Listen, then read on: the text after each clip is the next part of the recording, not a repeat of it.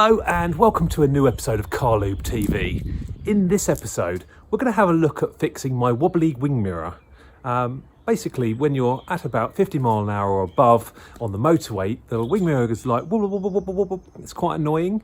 And also, with my newly fitted bass box in the car, the bass is making it wobble as well. So we're going to address that today. I've got a fix. So I'll do a how-to guide on how you can fix that on your car if you're struggling with a wobbly wing mirror as well. Okay, as well as that, we're going to have a look at some of the interior upgrades I've done on my car since the last video. You might see in the background my car's now got a black roof. That was done courtesy of Capacita Customs.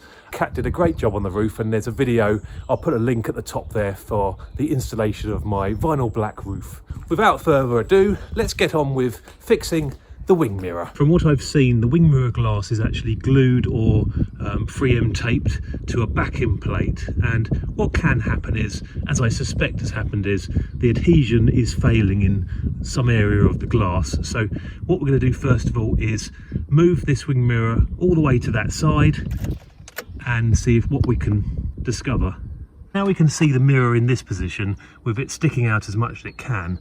Looking in there, actually, it looks like there might have been some work already carried out on this. It's definitely not stuck very well. So what we're going to do today is try and remove this glass without breaking it, if at all possible, and then re-stick it back down. Now, I have noted that just around the rim here, there is a little bit of degradation of the glass. If it does actually crack, a new one of these is about £12 on eBay that I've seen. Let's get on and try and fix it.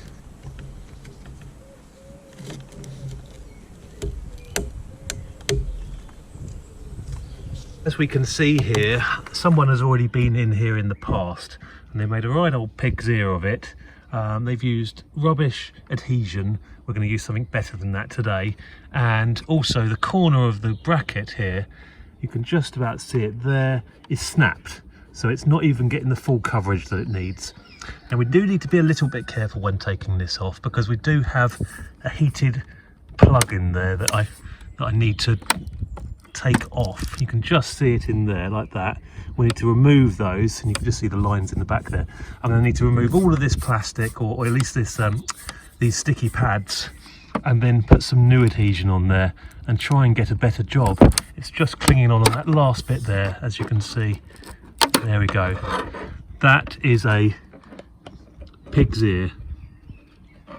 It's always worth making a note of where these plugs came off. And as we can see here, the blue one has come from the top one, with the red and black one from the bottom one.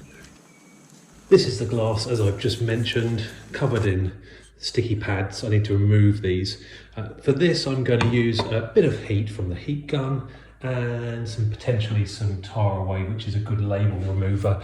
We've got it this far. That's most of the sticky pad removed. So now we're going to use the tar remover, label remover, and see if we can get any further. Here we go, nice and clean. I am going to just scratch up those little terminals there, just to make sure that it's making a good connection. What we need to do is remove this part here, and that just unclips, just like that. Now this is off, we just need to give it a little clean up, stick the mirror back to it, check its orientation so that it fits in the opening still. But I reckon we can get a good job done. It's not broken. I thought perhaps it had been snapped on this corner, but as you can see, it's symmetrical there. Now that's nice and clean, free from any of the sticky pad, that's ready for the 3M tape to be applied. And we have a selection of widths here of 3M double-sided tape, and there's no point putting it on the back of the mirror here, because, you know, this is only going to make contact like that there. So all of this area here is not making any contacts. There's no point putting tape there. It's much better putting the tape on this part here, which is what we're going to do next. And there we have it. That's as covered as it possibly can be. Just giving these a bit of a scratch up to get rid of the rust off of the terminals. Nice preventative measure.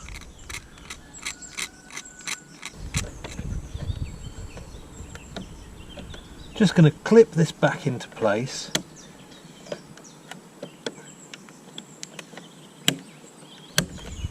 that. Time to remove the plastic tape and expose the sticky underside. And as we can see here, I've removed all of the tape and that's ready to stick on. But before we do that, I am going to heat up the mirror just to help with the adhesion process. When this is hot, it will stick much better. Now that it's warm to the touch, we're going to stick the terminals back in, remembering that the blue is at the top and the red is at the bottom. And when this goes down, it will grab hard. There won't be any opportunity to reposition this, so we need to get it right first time. That's the blue on, and that is the red on. Being careful to put it in the right position. I'm just going to check that it still moves okay.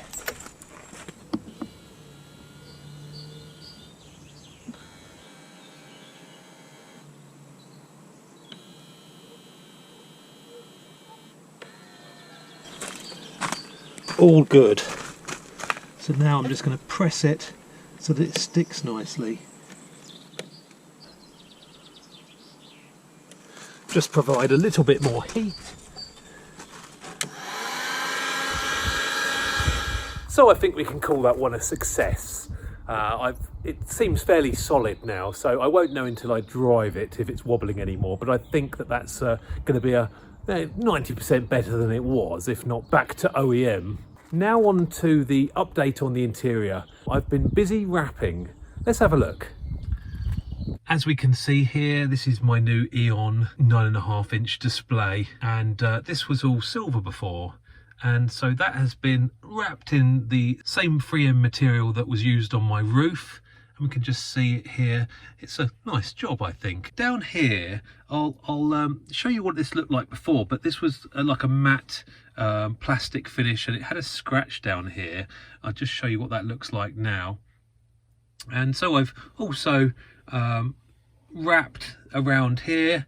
This all comes apart. I've got a new gear stick gaiter coming and a new DSG gear knob on its way to me at the moment. So when that comes, I will show you how to fit one of those. I've also done on here with the black wrap as well, and into the door handles, that's black wrap as well, and also just behind the steering wheel there, I've done that part there and then that part there as well. So I think it looks much nicer black, and I never was a big fan of the silver, but the centre display and also the gear sticks around I think looks really nice in gloss black.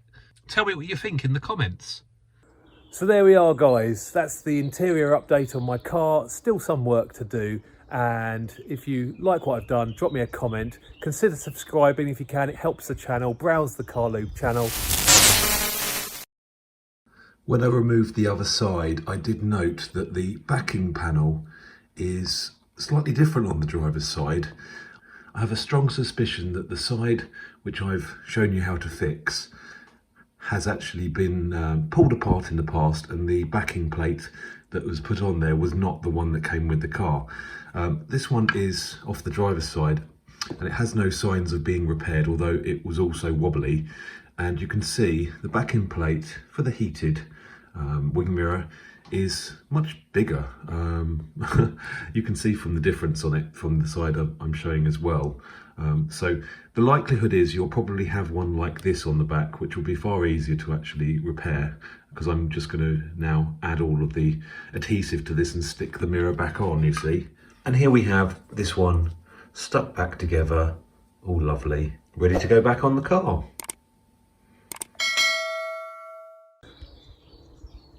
Thank you very much for watching. I'll see you on the next video. I'll show you what's involved in adding all of the extras like the sat nav and the hands-free calling mic and all that sort of stuff.